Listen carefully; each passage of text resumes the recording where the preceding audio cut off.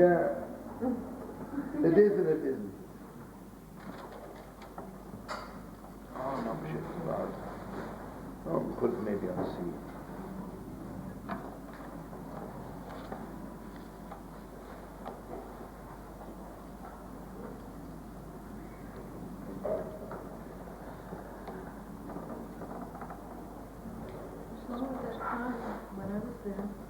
What?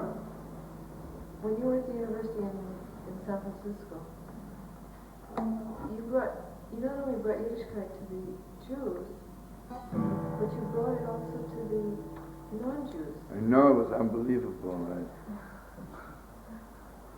I don't want to brag, but I'll tell you, I was the first night Hanukkah in Santa Cruz, 1968. And there were a few Jewish kids, and 80% non-Jewish kids, right? And a few days later, I got a call from a non-Jewish girl, who was my friend for years, that the whole school is mentioning Hanukkah list every night. Okay, I wish maybe there was someone did, but like, there was an official yontif,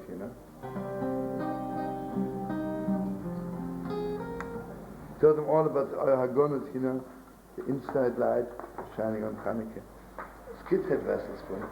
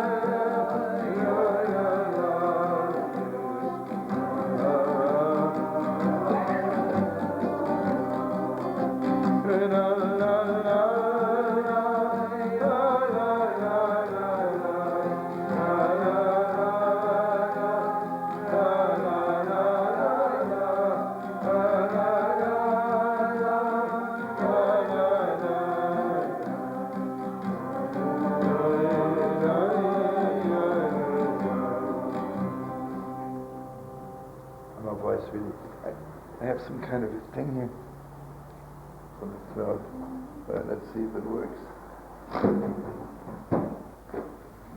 That'll work. The famous joke that the president of this big shul is sitting in a non-kosher restaurant, sitting with shrimps, and then the rabbi passes by, and he puts his face on the window of the restaurant, and he looks, can't believe it, my president is eating ham. He says, what's going on here? He says, it's under rabbinic supervision.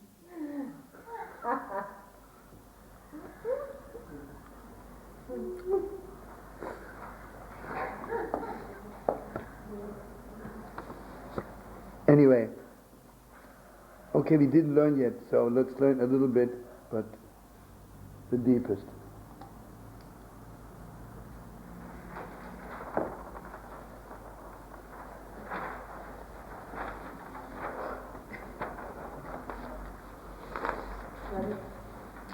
We're learning Torah Tes Zayin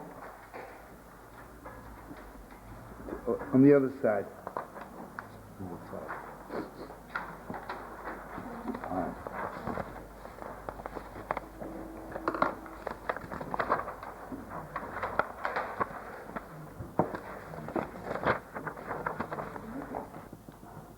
Let me first tell you outside and we'll learn inside.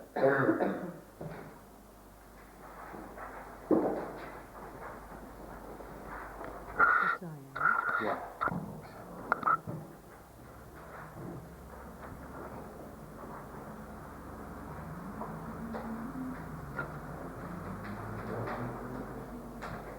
Let's start from there, right? Someone asked me, what is an assimilated Jew? I said to him, an assimilated Jew is not somebody who doesn't keep Shabbos. I'm not judging, he doesn't keep Shabbos. But at least he knows that there are Yidden in the world who keep Shabbos, right? He knows there was Shabbos in the world. I'm sorry, I don't do it, but there is, right? I'll tell you as an example. I'm coming to Bahia in Brazil for a concert, Saturday night. The plane was late, I'm mamish arriving a few minutes before Shabbos. And they're so sweet, you know, they talk Yiddish in South America, and sweet is not the word. And they pick me up from the airport, and they drive me to the hotel, which is 2 minutes away. Then I ask them, how far is the shul from here? They say, shul? 5 minutes. And by that moment was already, Shabbos was already there. So I assumed they meant 5 minutes walking, right? But they meant 5 minutes driving. Okay, I'm coming down, it's mamish dark. So they said, okay, let's go to shul. And they opened the car. I said, no, I'm not driving on Shabbos. So they said to me, we never heard this in our lives. You don't drive on Shabbos? They thought I was joking. They literally thought I was joking. He says, no, I'm not driving. The things which I didn't know, the highway goes, a Gewalt highway, on the highway it takes 5 minutes to shul. But when you walk, so all the street look there, takes about 2 hours. Anyway, so they hired a little Spanish little boy, gave him a few pennies there. He should walk me to shul. And this little boy could not understand, why am I not driving, right?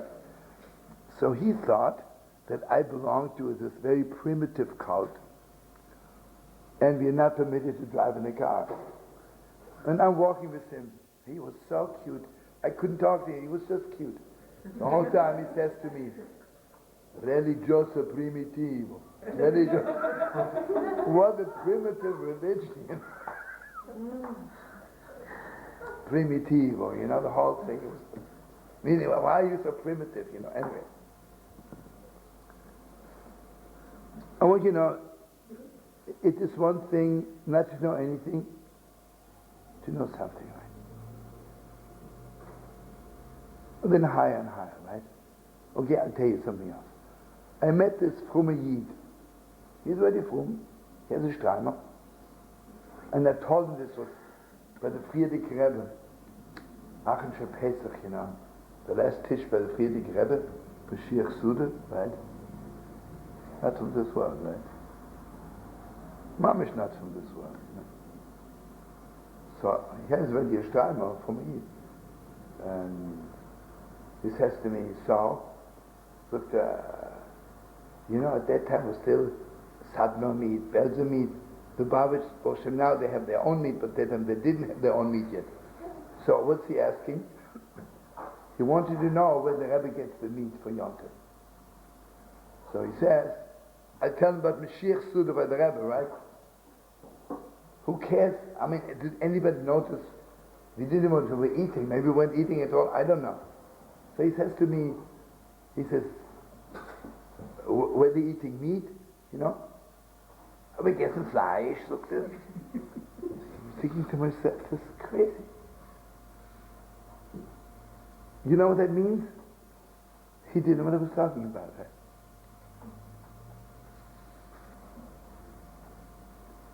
When it comes to God, there are billions of levels, right? I'll tell you, that Mamish is one God. So I have this Gewalt vision. There's a big machine, a big computer up there. And Mamish, everything's computerized. Exactly when summer begins, when the night begins, Mamish Gewalt. I can imagine that God is a computer, right? I don't know how it got into the computer. It's a computer. Then you have a little bit more of an idea what God is all about. And I still don't know what God is, right? Imagine to reach the level that I really don't know what God is. Not because I don't, because I know so much. I know so much. So before we begin to learn, I have to tell you two things. In Egypt, the highest level we reached was very much clear to us that God is leading us by the hand. It was clear to us. What are we doing in Egypt? Right? The whole thing is crazy. Yosef Tzaddik saves the country.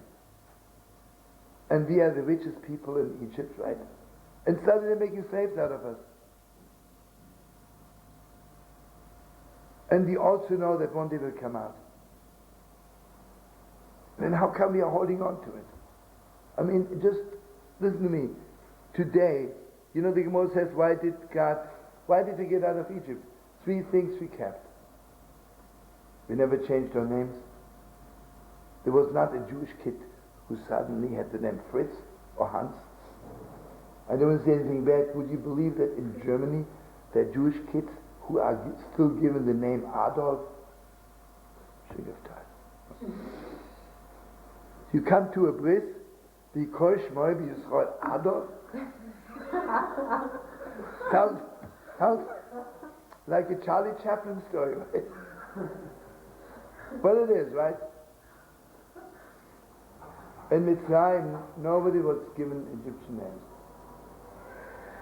Shlashina Shimon. And the most unbelievable thing is, they only spoke Hebrew. Sure, they spoke Egyptian also. In every Jewish home, they only spoke Hebrew. Unbelievable. Shlashina Shimon, right? Not to believe. How do we know that? The Gemara says we know. It was handed down to us. You see, we didn't change our story. It's the same story we are telling for 4,000 years, right? And the third thing is, we never wore Egyptian dresses. Shloshin es malbushim. Mamish. A Jew was walking around like a Jew. I want you to know something. My Zayde, as much as I'm a little sad that he didn't talk to his daughters about Chassidus, my Zayde wore a Streimel during the week also, because he was so afraid when he walks on the street, maybe the non-Jews wouldn't know that he is a Yid. So he had a Streimel all week long. He was 6'4". I'm sure it was a Heilige Yid. He did what he thought was right. Anyway, what did we know about God in Egypt? And one more thing. The Torah tells us when we came out of Egypt, we always make mistakes. The Torah doesn't tell us that we made mistakes in Egypt. How come? Because the God awareness of us in Egypt was so strong. You know when it says, "V'yamin ha'am," that Moshe Rabbeinu came to Mamish, believed in God. Moshe Rabbeinu couldn't believe it. Didn't have Hebrew schools, they had nobody to talk to. Until Moshe Rabbeinu initiated Shabbos. Gewaltet they know. God bless you. You know when our problem began? But it was beyond us, right? I mean, it was not in our head. It was not head stuff that there is from God. It was not head stuff that I'm a Jew. It's beyond me. It was on the level, nearly no choice. It was so deep, right? When we came out of Egypt, Mamish, we understood more, right? Mamish understood. This is when the problem begins. We Mamish knew more about God, knowing, right? But you know, because of the knowing, this beyond knowing was already a little bit diminished. Diminishes the beyond knowing, right?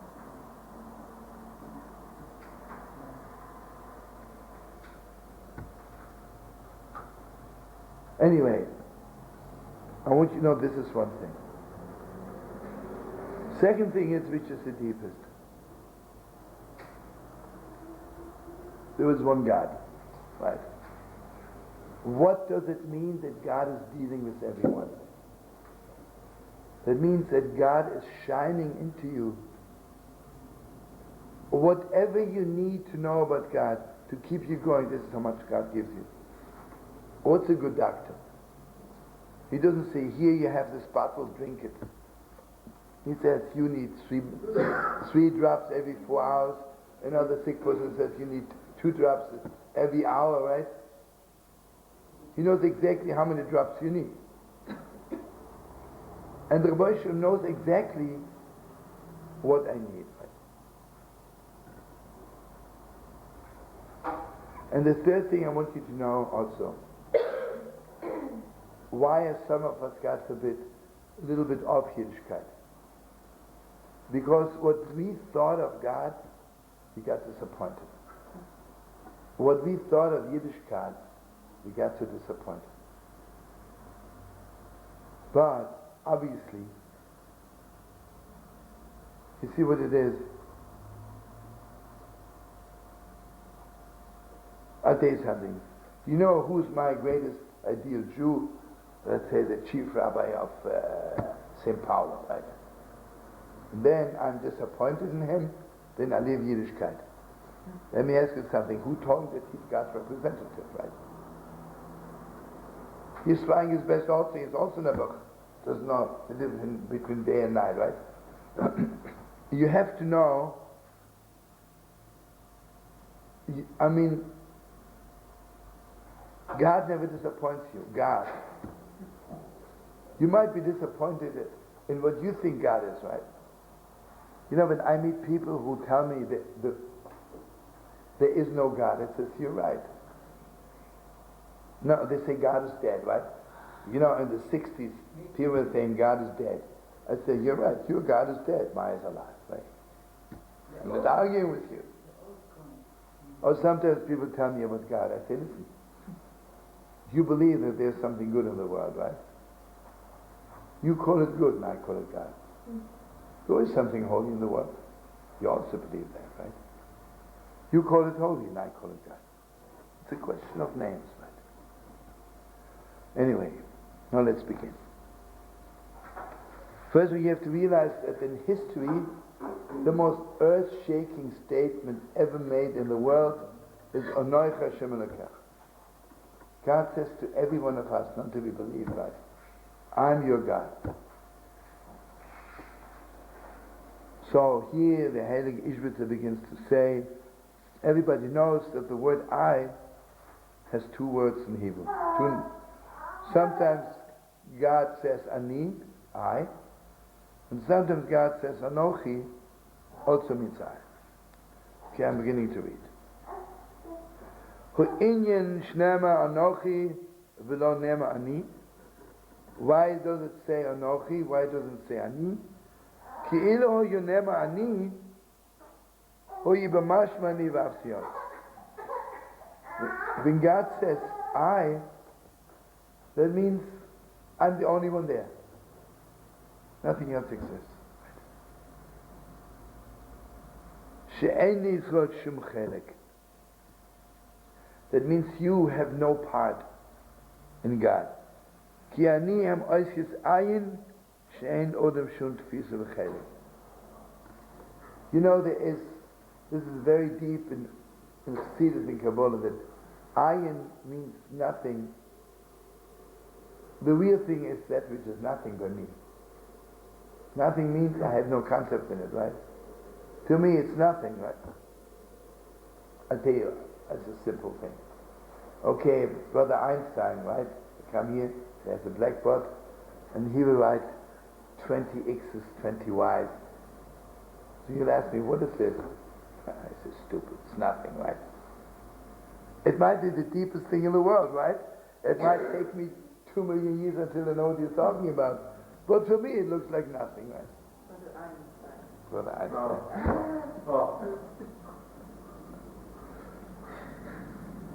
You know the famous, those two Jewish comedians, Siegel and Schumacher, two Yidden meet. One says, what about this Yid, Weinstein? It says, no, it's not Weinstein, it's Einstein. It's okay, Einstein, he said. I heard he's the big shot. It says, what's he teaching? He says, I'll tell you. I tell you, imagine you have one hair left on your head. It's nothing, right? You find one hair in the soup. That's very bad, right? So you see one is relative. And he says, I'll tell you something else. You are sitting with the girl for 1 minute, it looks like nothing. You are sitting 1 minute on a burning oven, right? So you see 1 minute is relative. So the other Yid says, you know, from this kind of stuff is making a living. From this kind of nonsense he makes a living, you know. You see what it is? When God says, Ani, is the same letter as like I. Means not for you. It's only God. And what you know or what you don't know has no bearing. Aber Anochi, when God says Anochi, Räumisch kaviyochel Hashem Yisborach meshut b'Yisrael. וזה שום השם יזבורך, אנוכי שהשתתף על שם ישראל, השם אלוקים, You know what Jesus says? Anochi means you and I. Something else. Because what's the Torah all about? The Torah is all about that mamish. You know, it's not, God doesn't give us information about God. Mamish, humanly speaking, God came down to the world. Mamish Rabbeinu, I know nafshi kesovis Yehovah's Mamish. God put Himself into my heart. It's you and I. And you see what it is? It's very clear on Mount Sinai. They became different people. See, it's not that you were in Egypt for 210 years. Then they came out on Mount Sinai and God gave me some very important information. What's information? God created us. God created us. And you see, everybody's asking, why didn't God say, I'm the one who created heaven and earth? And here is the deepest depth. God says, so there are all kinds of answers. You're a Levi, all kinds of answers. But the real, what the Ishbitz says. So it comes from the word Anochi. תעשי לי, כשאני מדבר, אני לא יכול לספור. את לא גזלה.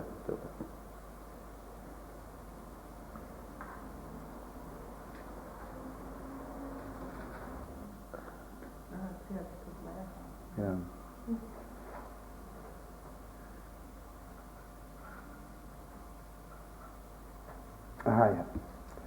You see, if God would have told us who He is, and He says, "You remember, I'm the one who created heaven and earth," then I would say, if I wanted to introduce someone who I am, I'd say, Reb Shlomo Carlebach, I have a shul in New York, something like that. I live on a moshav, So if Anochi would be an introduction, then you're right? God should tell us the biggest thing He did. But you see, God doesn't introduce Himself to us. God is creating us. And He says, whatever you felt about God in Egypt, this is what I'm putting into your heart right now, for real. That's what I'm putting in your heart right now. You see, in Egypt we had this gewalt, this awesome, beyond, on level of nothing. There's one God, right? Imagine I meet my soulmate, right? Then I said, you know something? Even before making, I knew always He must be there somewhere. Right? I know you're there somewhere. And whatever I thought there is, that's you, right? So God says, whatever you thought of God, whatever you felt in Egypt, that's what I really am. I'm the one who got you out of Egypt. I'm the one who was guarding you. Awesome, right? You see, when everything goes, sometimes there's so much trials and tests. Whatever I think, Mama Shamosh, I want you to help me. Whatever I think at that moment, what God is all about, when it's over, God gives it to me, Mamish, into my heart. Mamish into me, right? And it becomes part of me. So He says, when God says, Anochi, means you and I. You and I.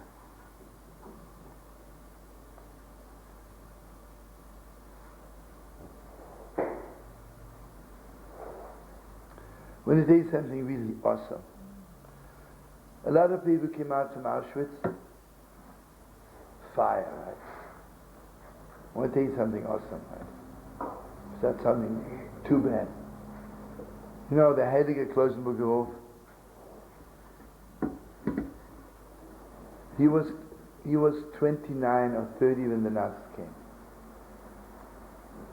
Still full Shleim, he's never very sick right now, already for many years. He had 11 children. He got married when he was 15. It's even too cruel to say. The Nazis made a big fire outside the train to Auschwitz. And they threw in anybody who was below 18 was thrown into the fire. He saw with his eyes the burning of 10 of his children. Not to be believed, right? There were two ways of handling it. He says there is no God. So they can't be in between, They cannot be in between anymore, right? All he saw given to God, believing so much, right? Beyond himself, right? Beyond himself. Beyond human vessels, right? So, anybody's ever been Shabbos in Klausenberg? I don't know if the people talk about Shem Davin like this, Awesome. Sad enough, he's really so sick for so many years. And there's nobody in the world takes his place. Or, you don't believe anymore, right? You can't take it. But those who came out from Auschwitz, who are for real, what happened to them? Whatever mama she had a vision that God is all about, this is what God put into his heart. Right? Can you imagine how much God had to put into his heart at that moment that he should be able to hold on to God? Who was this? The Klausenberger Hof. Rebbe Klausenberg, he's in Kiryat Sanz, never he's sick. maybe sick for many, many years. But I'm talking now about 47, 48. He came to America, picked him up, and then he gave a long Torah, and then he davened Maariv. An ordinary weekday, right?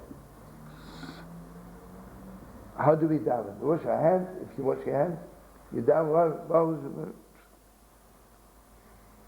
And while you listen to the davening, you don't know if it's Mincha, if it's Maariv, if it's Shachar, if it's Nila, if it's Yom Kippur, or it's Pesach, right?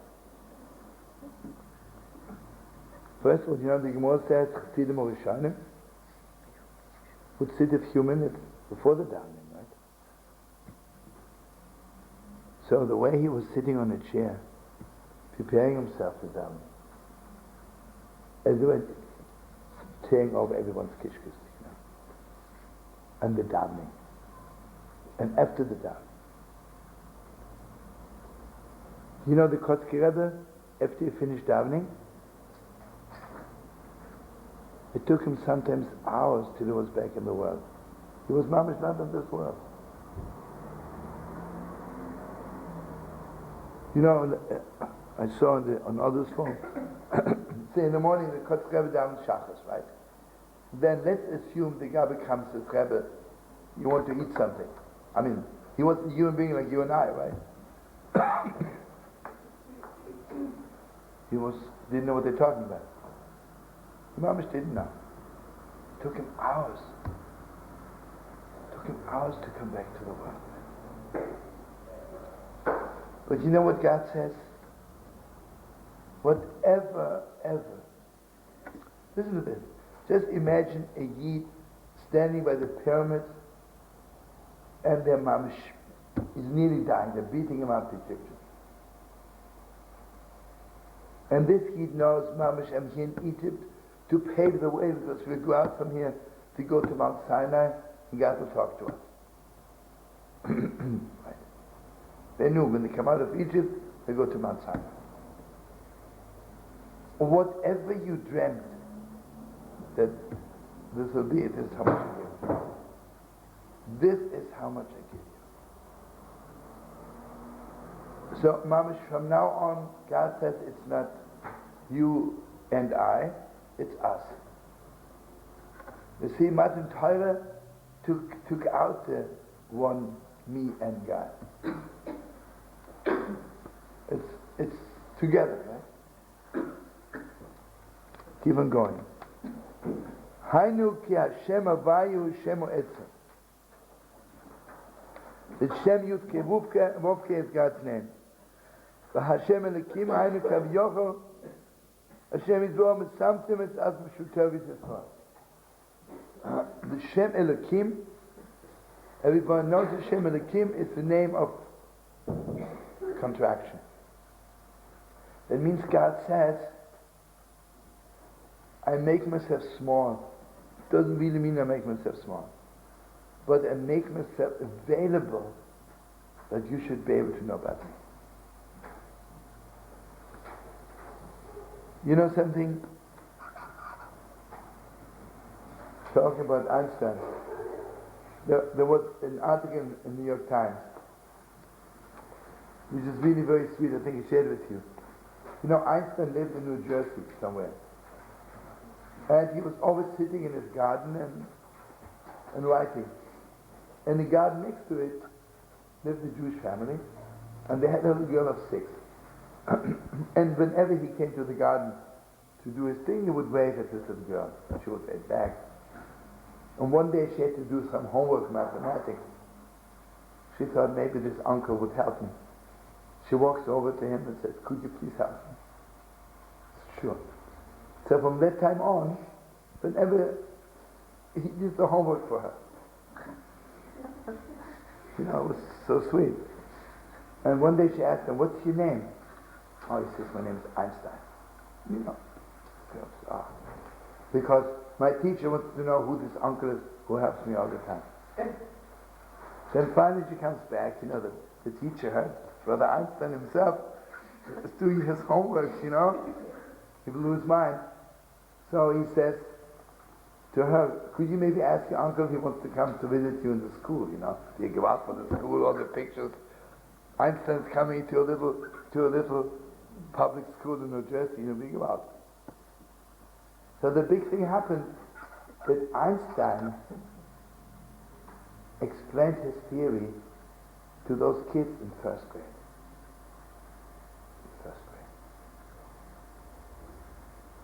And you see what this writer says in the New York Times, only Einstein can explain his theory to a first grader. Because it's so clear to him that he can explain it to everybody, right? Somebody else couldn't, right? You know it because you don't know it that well, right? You know what the Rebbe says? I, the master of the world, I let you know what I'm all about, so you can understand on your level. Anochi Hashem Elokecha. He says, Elokecha, Elokim is mamish. That means God puts into the world that I can know there is one God in the world. Right? You know, on one hand, I can live in the world and believe there is no God. Nobody stops me. On the other hand, you can stand by the ocean, look at the ocean, it's clear to you there's one God. That means God put something right there that's divine. He says, "Be'im Hashem Yisborach es mimi Yisrael, she'en kol tifisosem agas, v'kabelas v'divotem." When God sees ever that there is somebody for whom the Torah is too high, then God, almost like Einstein, he's explaining it to this heat. Then he's explaining it to this heat. God can take the deepest of the Torah and mamish and puts it into this heat's heart.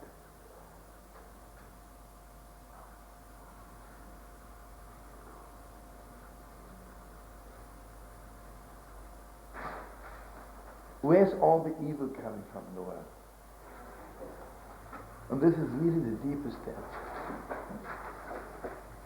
And this last 4 lines, I'm not going to touch right now, I'm just telling you. These for the moment. You know where all the evil is coming? Because God did not shine into them yet what God is all about. It's awesome. Why isn't God shining into them? Because every shining into the world has to be via us. We are the headquarters, right? If there's no gas in the gas station, right? I'm passing by in my car, I give me gas, I'm sorry. I have no gas to sell you, right? We need a gas station. So when we stood on Mount Sinai, Mamash, we received God and you have to give it out. And if they are very high divrei Torahs, which could maybe wipe out that evil, which would need this kind of divrei Torah, but if I as a Yid didn't receive them yet, so then that evil is getting stronger. That's true. And I here want you to know something awesome. You see, the world didn't come to Mount Sinai. But God had invited them. God didn't invite them for nothing. See, God gave us divrei Torah, and out of us, as they're shining into the world, they'll wipe out the evil. Wipe out evil from the world. Okay, I'll tell you something. I don't want to say anything. I don't want to go to dinner in heaven. So listen to this. Maybe 2 Chassidish Yidden, right? They have a fight. And one Yid says to the other, Mamash, you're nothing, right?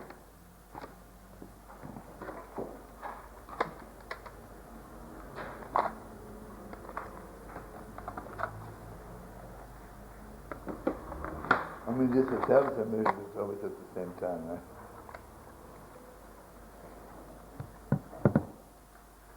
This is very deep. I want you to listen. Oh, forget about it. I am telling, I tell you, a living example. I mentioned a lot of times. On the day Begin went to Alexandria, you know, Sadat came here. 2 weeks later, Begin went to Alexandria to meet Sadat. On that day, I went with the rebbe to the marketplace in Lud. And I saw a woman with 2 children. A little girl of 7 was walking next to her, and a boy of 5. Gewaltig, she beat up this boy in the middle of the marketplace. I ran over to her, and I said to her, yelled at her as loud as I could, "Do you know that because of you, Begin cannot do anything today in Alexandria?"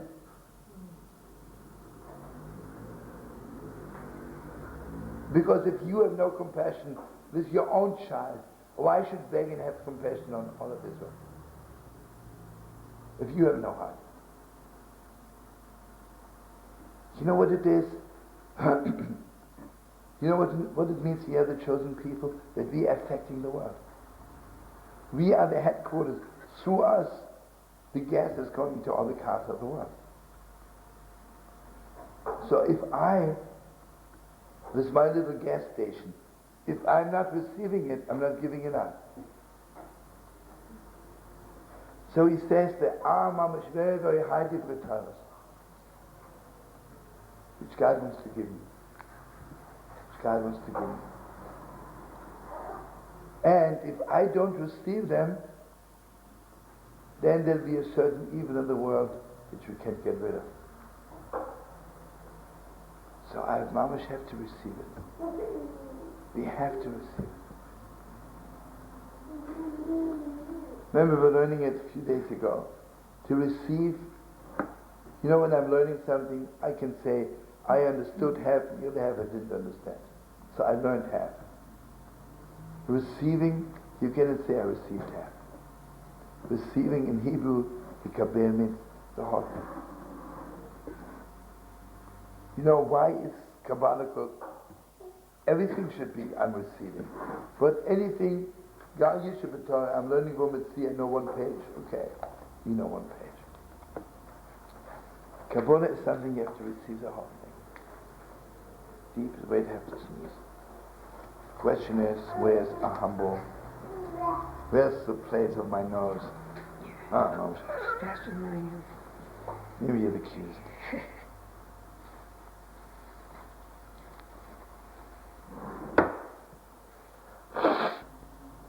This is awesome. Every word of the Torah has something in the word against that word of the Torah.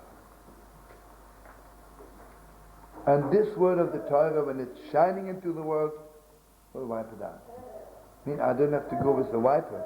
But if I'm sitting here in Yerushalayim, and I receive it, and it's shining out, and it's wiping it out. So God says, Anochi Hashem Elokech, all the highest level Torah, which I want to give you, I will give it to you on that level that you can take. What's a big rebbe? A big rebbe is who can shine into every person what they need. Right? What's a good supermarket?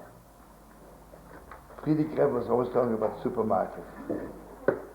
When I go to a supermarket, nobody expects me to buy the whole store, right? But when I go to a supermarket, I expect that all I need, I'll find. I need herring, yeah, there's herring. I need soap, yeah, there's soap. I need toothpaste, there's toothpaste, right? You know, it says, I am the Lord your God. God says, I'm your supermarket. Or whatever you need on godliness, whatever you need, Mamish, I'll give it to you.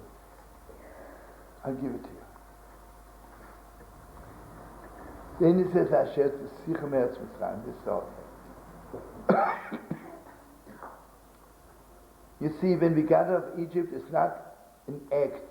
God took us out of Egypt. He says, you know why I took you out of Egypt? Because the moment you reached the level that you knew this 55,000 high feet of God, at that moment Egypt disappeared, right? But in order to get out of Egypt was enough of godliness in Egypt. But mamish, to fix the world forever, the deepest depths, you have to come to Mount Sinai. And even Mount Sinai isn't finished yet, right? You have to come to your shrine. And mamish, Pnei Hashem Elokecha. You know what it is? I mean, God isn't stingy, right? Why is Mashiach coming? It takes so long. Because in order to bring Mashiach, you have to put so much godliness into the world. So much godliness. And, you know, like, not so simple. It can go so fast. And I want you to know the deepest depths. There's a kotzker Torah which is awesome. The kotzker says, "Lo yeh b'chol kezor." You shouldn't have strange gods. Doesn't turn me on. Obviously, I'm not going to have strange gods. The kotzker says something so much more beautiful. He says, God should not be a stranger to you.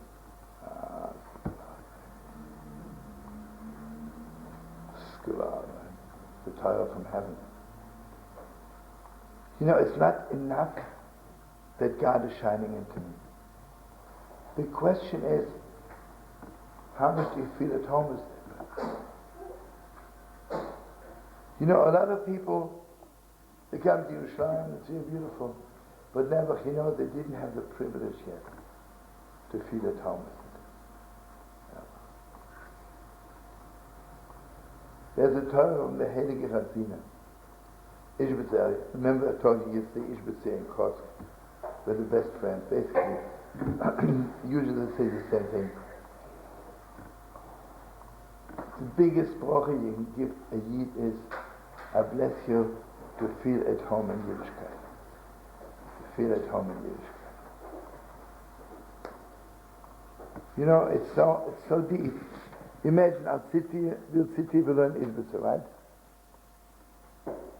And I'll ask you, hopefully, Brother Hashem, do you feel at home this minute with Ishbitz Mei, or would you feel more at home if I would tell you a dirty joke?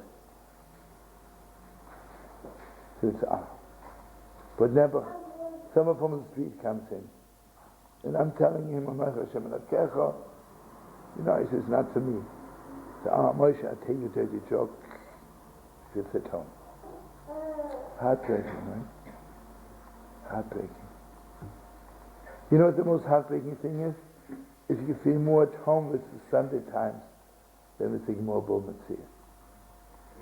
Heartbreaking. So I'm reading now the last three lines. Va'azeh nema Hashem Elokecha. God says for you, like human speaking, God says for you I'll go through the wall. For you I'll go through the wall. To shine into you what you need of God. I'm ready to give it to you. Shirak Masha Gevoyim et Tvisas Yisrael.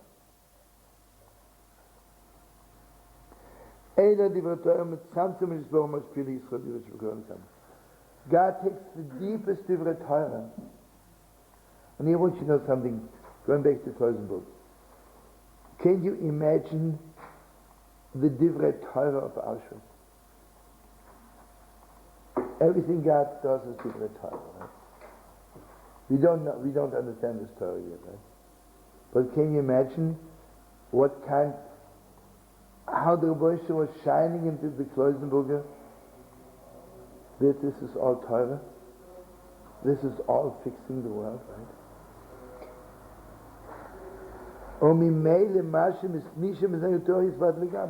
And therefore everything which is against those divrei Torah the nation or the evil in the world disappears.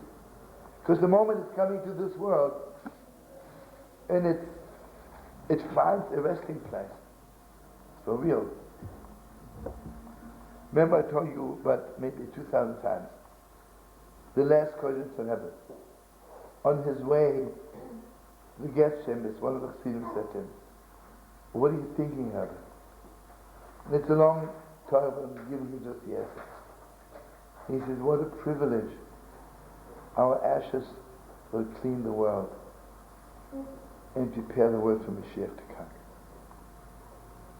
Can you imagine what kind of godliness was shining into him? Not so simple. You see, obviously,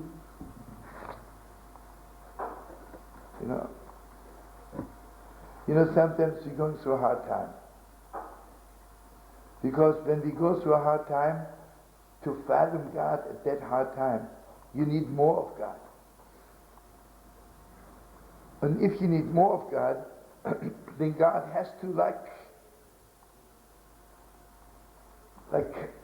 make it available for you. That means God says, I will make it, I'll shine into you. But you should know what it's all about. Doesn't mean I really know what I mean in my 1 and 1 is 2 level, right? We're not talking about 1 and 1 is 2. The Torah is not 1 and 1 is 2. I want you to know something. Anybody who ever has the privilege of learning Gemara, you can be the top in 1 and 1 is 2, and you don't understand the word of the Gemara. Gemara is also 1 and 1 is 2, but it's a different 1 and 1 is 2. So much deeper. Because with the Gemara it's possible that 1 and 1 is 2, and 2 and 2 is 7. Possible. It is possible. Because it's a God orientation. It's not of this world. And what do we know? You see, obviously, let's take today in Israel. You know how much of God we even need to receive inside of us to understand that this is not so simple. The problem is we're looking at everything with politics. God is not politics. The Holy Land is not politics. Just imagine the Amshon of the Rebbe would be the Rosh HaMemshala, right? Imagine, right? You know what would happen?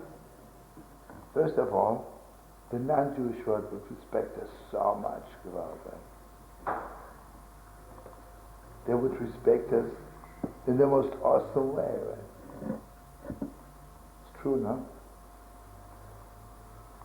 I have nothing against Rabin, but he's representing the Yidden, Oh, she should live long and happy, I'm sure, means well. He can. It's getting schon out, right?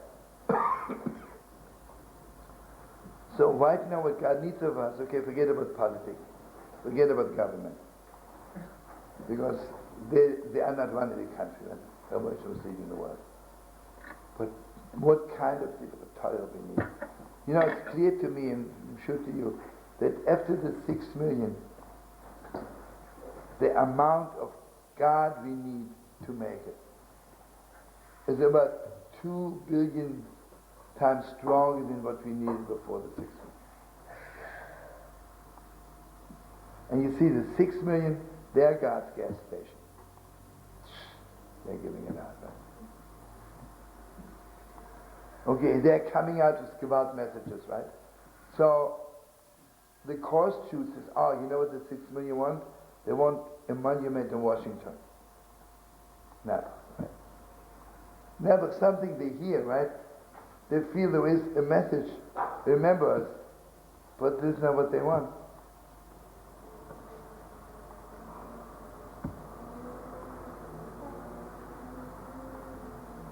I want you to know something. Between people, right? There are times I just like you, I love you, you're sweet, you're cute. There are times when people, and this is not enough. You need so much more. You need so much more.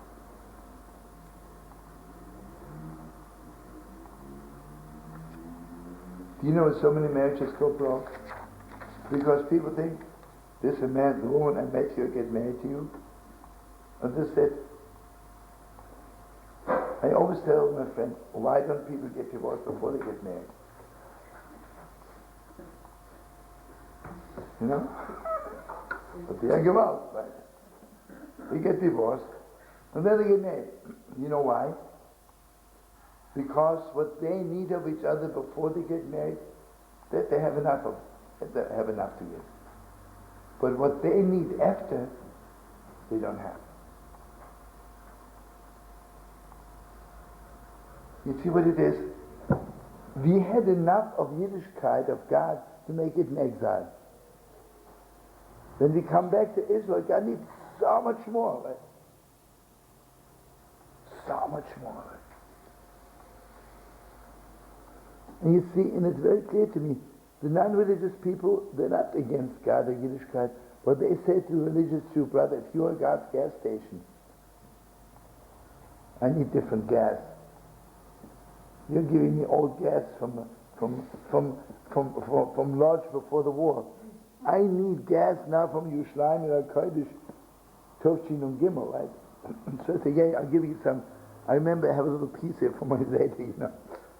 It's from the year 1670, you know. It's just beautiful. You want to put it in the museum? I will.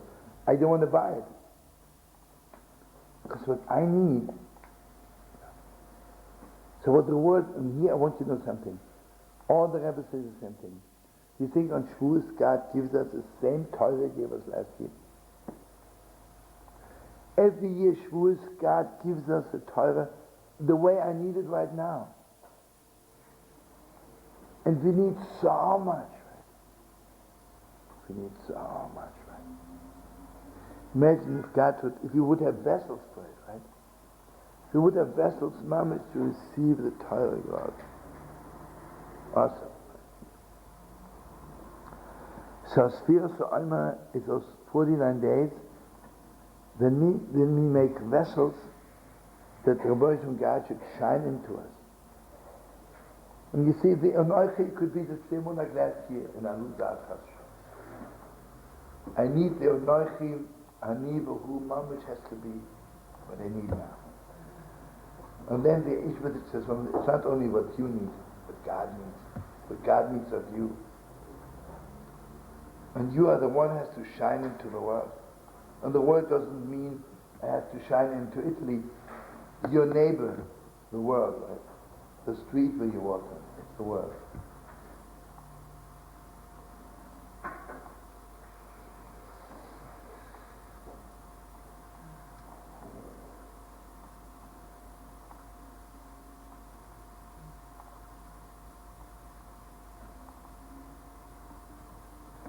You know, it's not to be believed that Mamish and Shavuos, Mamish, I can be the lowest creep all year.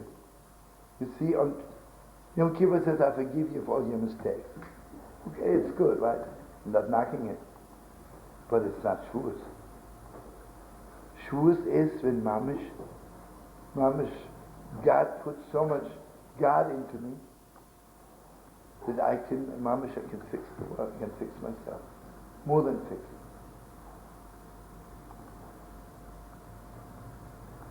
Take a house, everything is fixed, everything is functioning. Doesn't mean it's the best house in the world. See, Sfiras Omer, I'm fixing everything. All the pipes, everything is working, right? Shavuos is more, something's coming down from heaven, like a new paint of the house, you know, new furniture.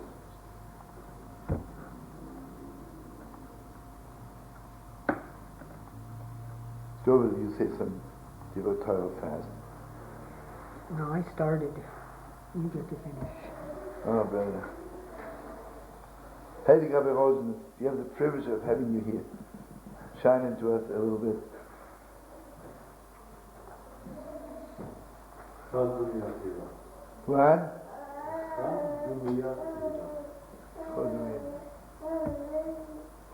What do you say to me? After these two, I'm supposed to say something? Say anything. I just want to thank you. I had a question and I couldn't figure it out until this morning. Yeah. It says, right before Matan Torah, and Yeshua and I were talking about it yesterday. Moshe Allah el Elokim, ve'yored Hashem el Ahar. Moshe goes up to Elokim. Yeah. But the one who's coming down isn't Elokim, the one who's coming down is Hashem. Yeah. And so many times I thought that maybe that was the tragedy of the way we live our lives, is that we go up, we go to meet Hashem with our perceptions, and our understanding, and our limitations.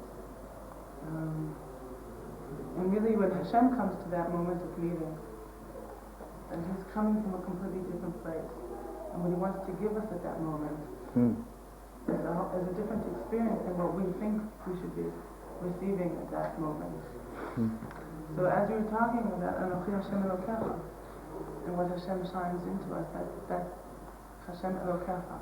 We go up to Elohim, and He comes down not only as Hashem, but as Hashem Elokecha.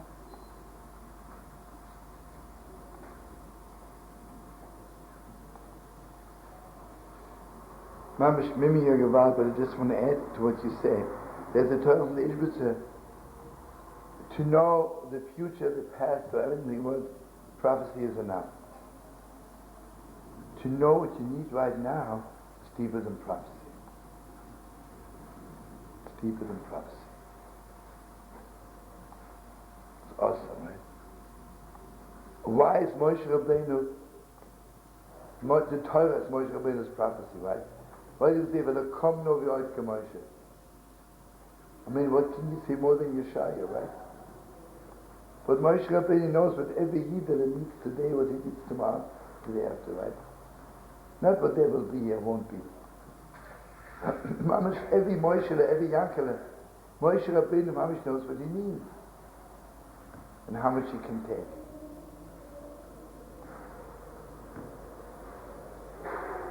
And you're right, you see, Moshe Olulikim, because Moshe Rabbeinu is the master of putting God into everybody's heart. So he went up to headquarters of Elokim, you know, gave him the list.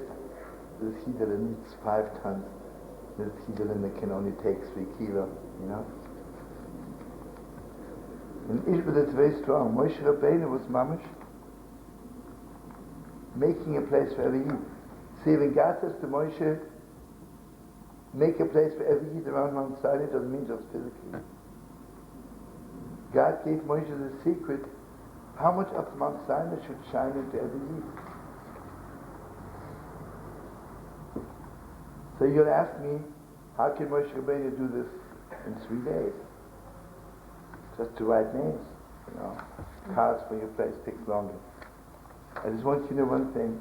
The Holy Sansa is not Moshe Rabbeinu, right? The Holy Sansa, every Friday would shake hands, let's say, with 1,000 Chassidim before Shabbos. And on the winter Friday, how long does it take?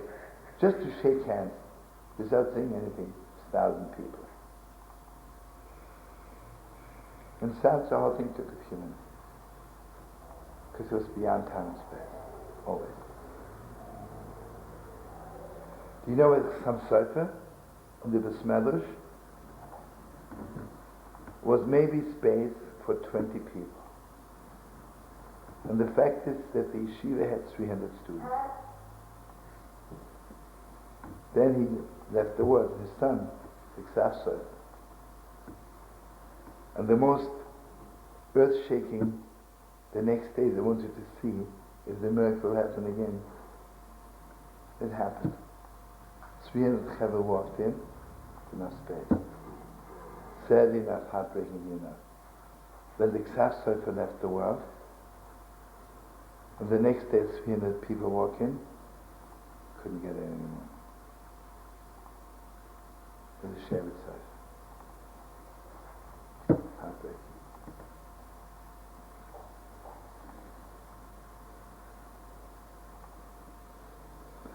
Oh, what can you do? What can you do?